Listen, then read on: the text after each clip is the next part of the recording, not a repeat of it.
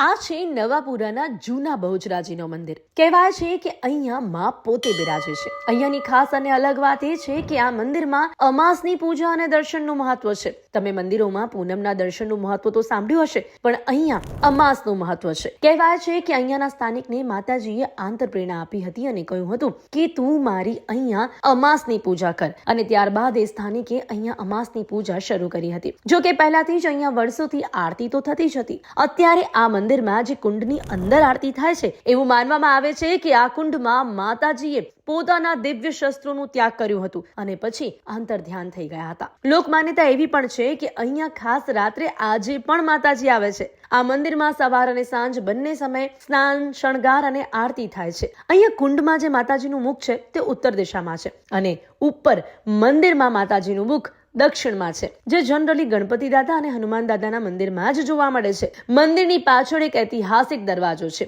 જે અમદાવાદના 12 દરવાજા જેવો જ છે, જે જોઈને નિષ્ણાતો એવું માને છે કે આ મંદિર અમદાવાદની સ્થાપના જેટલો જ જૂનો છે. તો આ અમાસમાં તમે પણ આ મંદિરમાં દર્શન કરજો.